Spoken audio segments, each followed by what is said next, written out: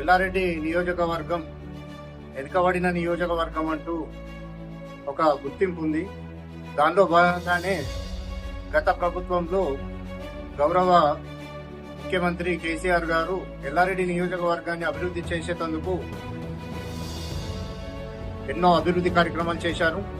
దానిలో భాగంగానే నియోజకవర్గంలోనే అతిపెద్దదైనటువంటి నాగిరెడ్డిపేట మండల్ మాల్తుమేదలో వ్యవసాయ పాలిటెక్నిక్ కాలేజీని మంజూరు చేసి ఒక విప్లవాత్మకమైన నిర్ణయం తీసుకుని ఎల్లారెడ్డిని అభివృద్ధి పథంలోకి పయనించే విధంగా చర్యలు తీసుకున్నారు.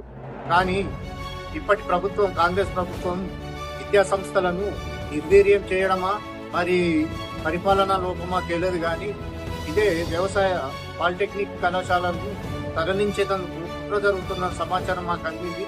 దీనిపైన మేము చెప్పదలుచుకున్నది ఏంటంటే అభివృద్ధి చేయకుండా సరే, కానీ ఉన్న అభివృద్ధిని వెనుకబడేందుకు ప్రయత్నాలు చేయొద్దని నేను తెలియజేస్తా ఉన్నాం.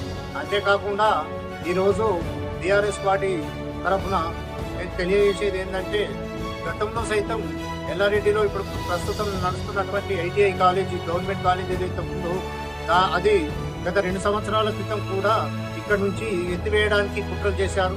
అప్పుడు టీఆర్ఎస్ పార్టీ తరఫున మేమందరం కలిసి ముక్కుమ్మడిగా ఉన్నతాధికారులతో చర్చించి ఆ ఎత్తివేస్త కార్యక్రమాన్ని అక్కడికి పూర్తి చేయడం జరిగింది. ప్రస్తుతం కళాశాల నిర్వహిస్తున్నారు. అదే దృష్టితో ఈరోజు వ్యవసాయ పాలిటెక్నిక్ కళాశాలను ఎత్తివేసే కుట్ర జరుగుతున్నందున మేము త్వరలోనే ఆ కళాశాలను సందర్శించే కార్యక్రమాన్ని ఏర్పాటు చేస్తున్నాం. అందులోని లోటుపాట్లను గుర్తించి ప్రభుత్వం దృష్టికి పంపించడం జరుగుతుంది.